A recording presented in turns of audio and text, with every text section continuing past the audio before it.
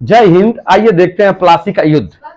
थोड़ा सा आप बैकग्राउंड में चलिए, बड़ा मजा आएगा और ये आपके परीक्षाओं के दृष्टिकोण से, from the perspective of the exams, वहां प्रतियोगिताओं के दृष्टिकोण से भी फायदेमंद रहेगा। देखिए, बंगाल के नवाब हुआ करते थे अलीवर्दी खान। बंगाल के नवाब हुआ करते थे अलीवर्दी खान। इस युद्ध से उसका रिश्ता है। प्लासी युद्ध हम देखने जा रहे हैं। War of Plassey. Plassey war का थोड़ा सा पीछे हट के हम इसको देख लें। बंगाल के नवाब थे अलीवर्दी खान। अलीवर्दी खान की किस्मत उतनी अच्छी नहीं थी जितना हम लोग सोचते हैं, क्योंकि अलीवर्दी खान के कोई बेटा नहीं हुए। लड़कियों को पहले से ही कमजोर माना गया है। तो लेकिन अलीवर्दी खान के 3 बेटियां हुई। बेटे नहीं थे। He had no sons but he had 3 daughters. उनकी 3 बेटे थे। आप नहीं आएंगी, मुर्गी उर्गी इसमें नहीं आते हैं, हाइट बहुत ऊपर है। तो इसमें ये इनकी 3 बेटियां थी। पहला का नाम था घासेटी बेगम, दूसरे का नाम था मैमुना बेगम और तीसरे का नाम था अमीना बेगम। जो घासेटी बेगम थी, पहली लड़की जो उनकी थी वो घासेटी बेगम थी। घासेटी को भगवान ने इतना घसीट दिया था, एकदम से तकदीर फोड़ दी थी। इसके भी कोई बेटा नहीं हुए। हाँ, बाप के तो 3 बेटियां हो गई, लेकिन घासेटी बेगम को इतना घसीट दे। देखिए, मजाक नहीं कर रहा हूं, भगवान जिसको चाहे उसको घसीट देंगे। हमको भी घसीट देंगे। अभी मैं बोला घासेटी बेगम की कोई औलाद नहीं, ठीक है, इनकी औलाद नहीं, मामला खत्म हो गया। इसके बाद मैमुना बेगम जो उनकी लड़की थी, उसका एक बेटा हुआ, एक बेटा। इनकी भी किस्मत भगवान ने घसीटना चाहा, लेकिन एक बेटा दे दिया। चला राम खा के कि चलो भैया एक तुमको दे देते हैं। तो मैमुना बेगम का एक बेटा हुआ जिसका नाम उन्होंने शौकतगंज रखा। और ठीक जो उनकी तीसरी लड़की थी अमीना बेगम, उसका भी एक बेटा हुआ जिसका नाम सिराजुद्दौला रखा गया।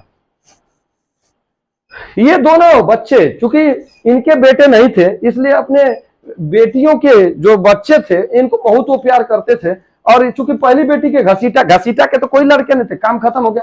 मैमुना बेगम का शौकतगंज और अमीना का सिराजुद्दौला, ये दोनों बच्चे साथ ही साथ पले बड़े हुए तीरंदाजी से। कि भाई राजा घर के लड़के, नवाबों के घर के लड़के थे, यही ना सब सीखेंगे। तीरंदाजी, भालेबाजी, भौंकना, चौंकना, रौंदना, काटना, पीटना, जो भी हथियार है उन सारों के, तोप चलाना, गोला चलाना, सब, कैनन चलाना, बम चलाना, बारूद चलाना, ये सब इन्होंने सीखा। लेकिन जो ये सिराजुद्दौला था, ये दोनों जो एक से एक थे। लेकिन सिराजुद्दौला थोड़ा सा, सिराजुद्दौला जो है, इसका जो व्यक्तित्व था, जो पर्सनालिटी थी, इसके नाना को या किसी को भी जो है किसी को भी आकर्षित करती थी। ये इससे कुल मिलाकर ज्यादा हैंडसम था, ज्यादा थोड़ा सा टैलेंटेड जरूर था। इसलिए जो ये अलीवर्दी खान थे, सिराजुद्दौला अर्थात अलीवर्दी खान, जो कि सिराजुद्दौला और शौकतगंज के नाना थे, सिराजुद्दौला का ज्यादा तरजीह देते थे। और उसमें सिराजुद्दौला में ही अपने उत्तराधिकारी का ये जो है रूप देखते थे। यानी कि वो सोचते थे कि मेरी बात, मेरी गद्दी, ये सिराजुद्दौला, मेरी बेटी अमीना बेगम का जो लड़का है सिराजुद्दौला ही गद्दी पर, मतलब उत्तराधिकारी मेरा बनेगा या गद्दी पर बैठेगा, ये बहुत योग्य है और ये रियल उत्तराधिकारी जो है हमारा सक्सेसर बना है। तो इससे क्या हुआ, शौकतगंज जो बच्चे साथ साथ में पढ़े, बहुत प्रेम रहता है मौसी के लड़कों में। लेकिन ये जो बच्चों में, अब धीरे धीरे बच्चों में, जैसे आप ही, आपके 2 बेटे हैं, तो एक को आप ज्यादा मानते हैं, दूसरा का वाला धीरे धीरे जानने लगता है कि उसको मान रहे हैं ज्यादा। तो यहाँ पर ऐसे ही पता चल, शौकतगंज को भी पता चल गया कि सिराजुद्दौला को ज्यादा मानते हैं और इसी को गद्दी पर बैठाएंगे। धीरे धीरे मनमुटाव बढ़ता गया। शौकतगंज के पक्ष में घासेटी बेगम, जो उसकी मौसी थी, जिसके कोई औलाद नहीं थी, शौकतगंज का फेवर करती थी कि शौकतगंज को ही गद्दी पर बैठे। जब अलीवर्दी खान की मृत्यु हो गई, आइए चलते हैं, अब बैकग्राउंड धीरे धीरे बन रहा है, पृष्ठभूमि बन रही है। अलीवर्दी खान की मृत्यु हो गई तो अमीना बेगम का जो लड़का था सिराजुद्दौला, वो गद्दी पर बैठा। जब गद्दी पर बैठा तो उसे एक तो घरेलू और दूसरे बाह्य शत्रुओं का सामना करना पड़ा। He had to face both types of the enemies or both enemies. One of the enemy sides were domestic. एक तो ऐसे शत्रु थे जो घर के अंदर थे, जो घासीटा बेगम थी, जो शौकतगंज था, और इनका खुद का अपना जो सेनापति था जिसका नाम मिर्जाफर था, वो भी ससुरा बहुत महत्वाकांक्षी था, बहुत ही महत्वाकांक्षी था।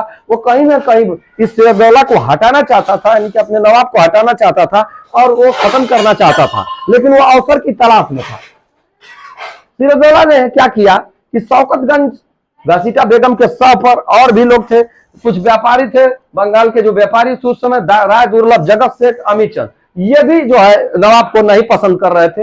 ये भी और अवसर के तलाश में थे कि कोई मिले जिसके मदद से इसको अवदस्त किया जा सके, डिथ्रोन किया जा सके, इसका या एसासिनेशन किया जा सके, इसका कत्ल किया जा सके, इसको हटा दिया जा सके। तो इतने लोग तो इसके घर में ही थे। बाहर के जो थे अंग्रेज थे, उस समय अंग्रेज थे, फ्रांसीसियों से इसकी अच्छी जमती थी सिराजुद्दौला की, लेकिन अंग्रेजों से इसकी नहीं जमती थी। अंग्रेज उत्तराधिकार चाहते थे, लेकिन सिराजुद्दौला से इसी बात को लेकर उनको अनबन भी थी। जब सिराजुद्दौला गद्दी पर बैठा, आप व्यापारियों की बात कर रहे हैं, राय दुर्लभ, जगत सेठ, अमीचंद, इनको देख लीजिएगा।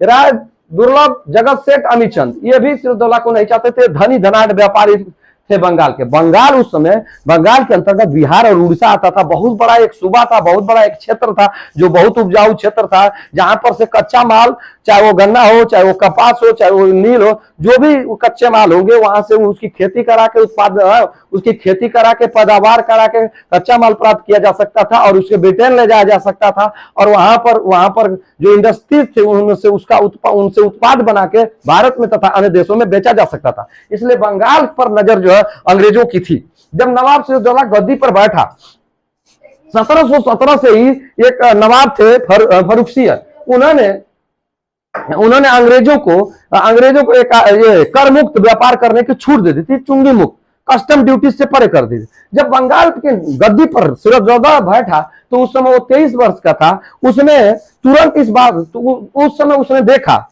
उसने क्या किया, उसने तो पहले शौकतगंज की हत्या कर दी। देखिए भाई, शौकतगंज की जो उसकी मौसी का ही लड़का था, उसका भाई था, शौकतगंज की हत्या करना उसकी मजबूरी थी। He was helpless, and he killed Shaukatganj. अगर वो किल्ड नहीं करता, अगर वो नहीं मारता उसको, मर्डर उसका नहीं करता, तो शौकतगंज उसे मार देता। तो इससे उसकी मर्डर का उसका मतलब शौकतगंज तो हट गया, जो उसी के परिवार का था। मतलब रास्ता एक कांटे का, उसके तख्त के कांटे का एक रास्ता साफ हो गया था। नहीं तो घर में ही विद्रोह चल रहा था, उसके खिलाफ संघर्ष चल रहा था। घसीटा बेगम अलग पड़ गई, छोड़ी घसीटा बेगम, अब तो घसीटा बेगम का काम खत्म।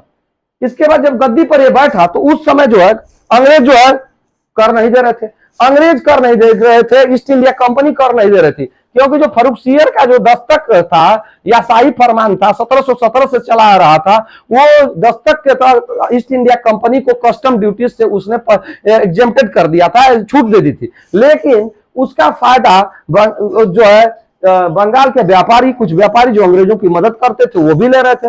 और इसके बाद अंग्रेज जो कर्मचारी थे, कंपनी के जो कर्मचारी थे, वो भी ले रहे थे। इस तरह जो है राज्य का जो खजाना एकदम खाली हो रहा था। इस पर कड़ी आपत्ति जो है कि बंगाल का नवाब जो सिराजुद्दौला जब गद्दी पर बैठा तो उसने कड़ी आपत्ति जताई और उसने कहा टू पे ट्रेड ड्यूटीज। उसने आदेश दिया कि सबको ड्यूटीज, कस्टम ड्यूटी या कर देना है, टैक्स देना पड़ेगा भाई, कोई भी इससे मुक्त नहीं रहेगा। दूसरे, अंग्रेज उस समय कोलकाता में अपनी स्थिति को मजबूत कर रहे थे। कोलकाता के अंदर अंग्रेज अपनी स्थिति को मजबूत कर रहे थे और वहां पर फोर्टिफिकेशन और सेना रखने का काम, और कहीं ना कहीं एक तरह से राज चलाने की कोशिश कर रहे थे, राज चला भी रहे थे। उसने सिराजुद्दौला ने तुरंत इस चीज को भापा और उसने अंग्रेजों को आदेश दिया कि किलेबंदी रोक दो, अन्यथा ठीक नहीं पड़ेगा। दूसरी चीज, राजनीतिक मामले में दखलंदाजी बंद कर दो, to stop interfering in the matter in the political affairs of the empire. उसने कहा कि साम्राज्य के अंतर्गत जो राजनीतिक जो मामले हैं उसमें दखलंदाजी बंद कर दो। कौन राजा बनेगा, कौन टैक्स नहीं देगा, कौन देगा, आप सेना रखोगे, यानी कि दूसरे के देश में आपका व्यापार करना है, व्यापार करो।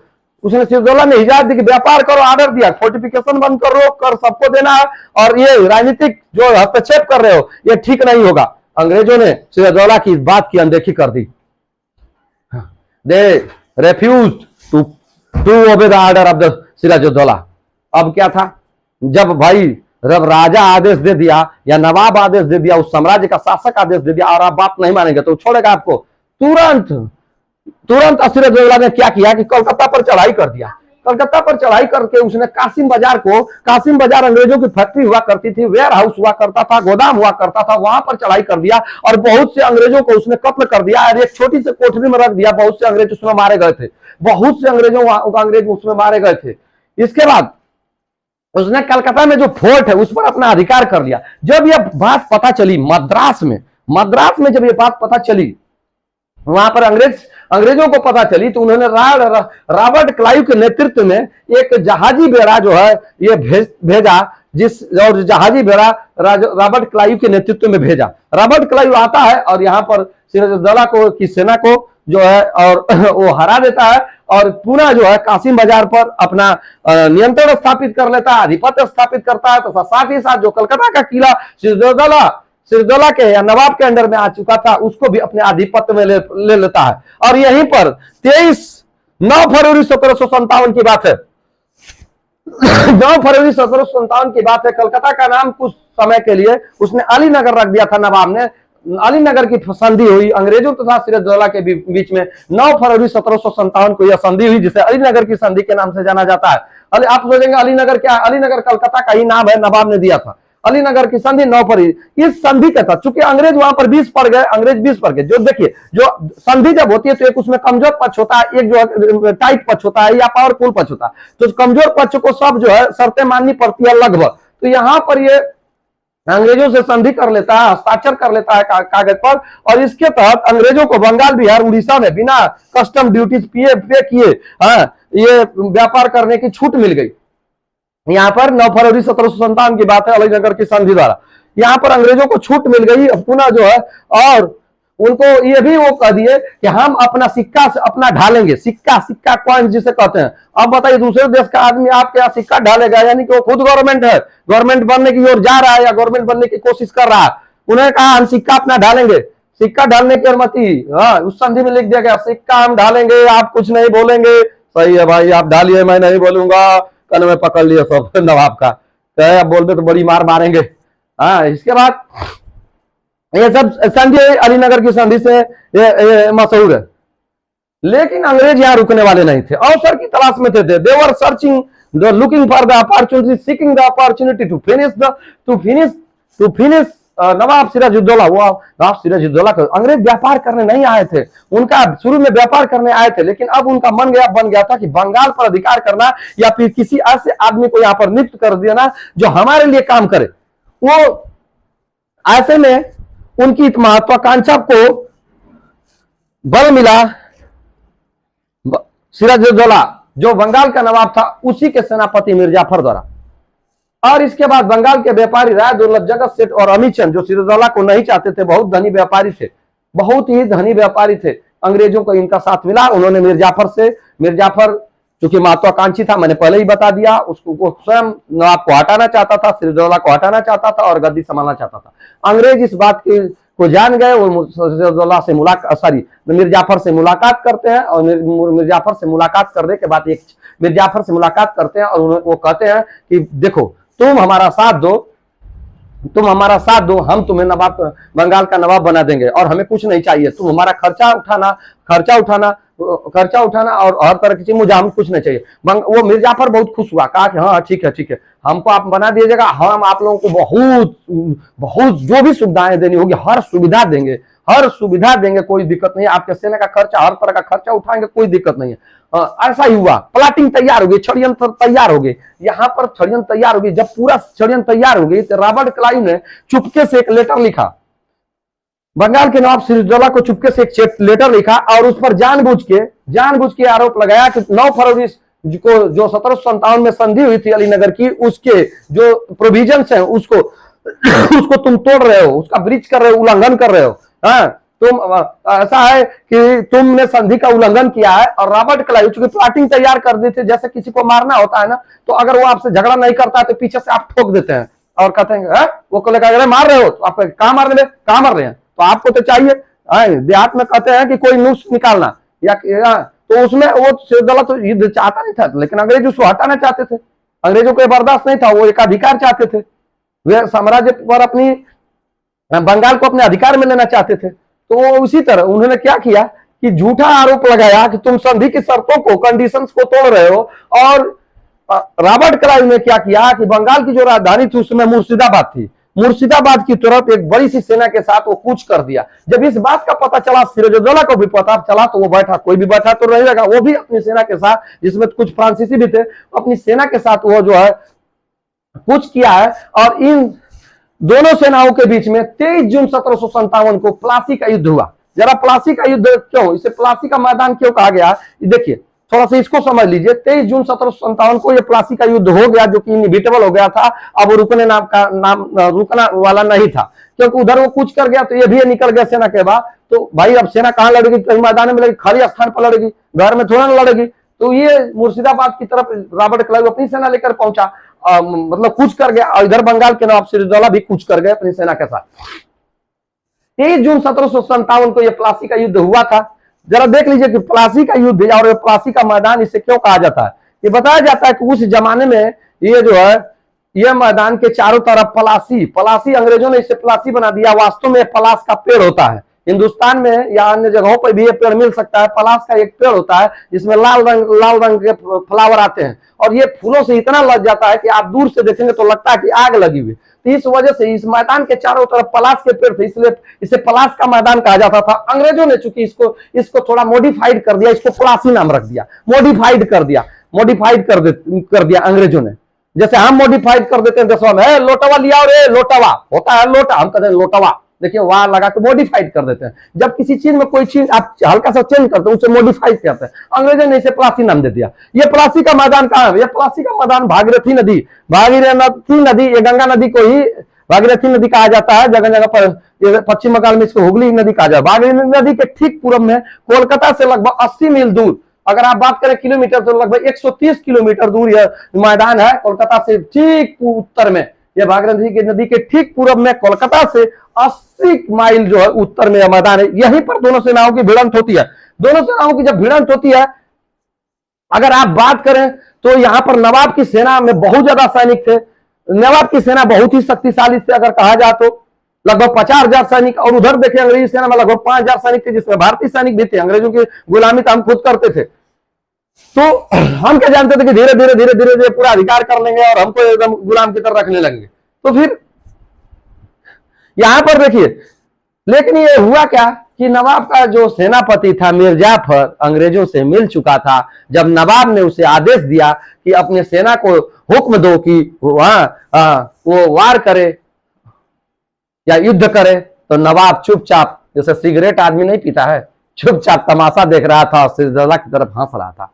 सिराजुद्दौला समझ गया कि ये मेरा जो सेनापति है, नवाब कर रहे हैं हम सेनापति, ये गद्दारी के प्रकार बैठा है, मीर कासिम गद्दार है। और वो तुरंत जो है अपनी जान बचाने के लिए सेना से भाग जाता है, लड़ाई के मैदान से भाग जाता है। लेकिन उसे, चूंकि जब वो भागता है तो उसे पीछा करके उसको पकड़ लिया जाता है, और अंत में मीर जाफर का जो बेटा था मीर हसन, मीर जाफर का बेटा जो बेटा था, उसने उसका कुछ समय बाद कत्ल कर दिया था। क्योंकि जो मीर हसन था वो सिराजुद्दौला को चाह रहा था कि पूरी तरह खत्म कर दिया जाए, जबकि मीर जाफर के मन में ऐसी कोई बात अभी नहीं चल रही थी। लेकिन मीर हसन जो मीर जाफर का बेटा था, वो जानता था कि शत्रु को कभी भी जिंदा नहीं छोड़ा जाता है, भले वो कितना कमजोर हो। आप देखते हैं हाथी भी फूक फूक के चलती है, चूटी इतना छोटी, जबकि चूटी समझ लीजिए कि कितना है, हाँ चूटी कितना है। जिस तरह 0.0 या 0.1 जो है करोड़ों में कुछ नहीं है, उसी तरह हाथी के सामने चूटी कुछ नहीं। लेकिन हाथी उसकी जान ले सकती है, इसलिए उसको फूक फूक के चलती है। मीर हसन ने वो सिराजुद्दौला की तलवार से हत्या कर दी। वो जान चुका था सिराजुद्दौला की मेरा मर्डर हो जाएगा, तो उसे अकेले कमरे में वो ले गया और 2-3 लोग, पहले मीर हसन वार किया, इसके बाद 2-3 जो है उसको मार देते हैं और वो पूरा तरह खत्म हो जाता है। और इस तरह अंग्रेजों ने मीर जाफर की मदद से, ये अंग्रेजों की जीत नहीं थी, यह गद्दार जो मीर जाफर जो गद्दार था, इसके वजह से यहाँ पर अंग्रेज जीते। और अंग्रेज अब ऐसी सत्ता बन गए थे भारत में, यहाँ पर अंग्रेज जो ईस्ट इंडिया कंपनी थी, अब यहाँ पर इसी को कहते हैं, यही है प्लासी का युद्ध, जो मीर जाफर की गद्दारी के, यानी कि स्वयं के सेनापति के गद्दारी की वजह से बंगाल का नवाब सिराजुद्दौला हार गया था। ये 23 जून 1757 की बात है।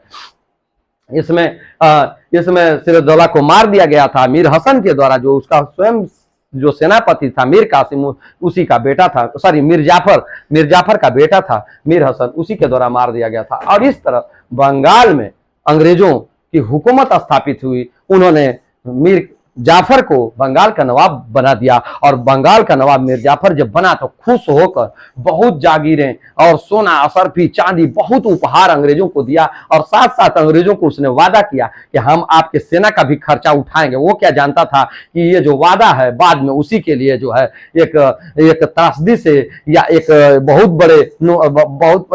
उसके लिए एक बहुत बड़े अभिशाप से कम नहीं होगा। बाद में आप इसके बाद का जब इतिहास देखेंगे तो मीर जाफर जब ये समझ जाता है कि मैं स्वतंत्र रूप से शासक नहीं हूं, मैं एक पपेट हूं, मैं अंग्रेजों के हाथ के कठपुतली हूं, तो उस समय क्या वो करता, वो तो देर कर चुका था। अपने ही राजा का, अपने ही नवाब की हत्या करा था। अब उसके साथ भी वही होने वाला था। कहते हैं जैसा करोगे वैसा भरोगे। बाद में उसके साथ ऐसा होता है। यह प्लासी का युद्ध। प्लासी के युद्ध के बाद क्या हुआ, अंग्रेजों को पूरी तरह बंगाल, बिहार, उड़ीसा में बिना चुंगी दिए छूट मिल गई। फोर्टिफिकेशन छूट, जो मन गई तो छूट। और यहाँ पर मीर जाफर को उन्होंने बना दिया। मीर जाफर उनको खूब उनके सेना का खर्चा उठाता था, खूब उपहार, जो मन गई तो वो लेते थे, देते थे, कहीं कुछ नहीं।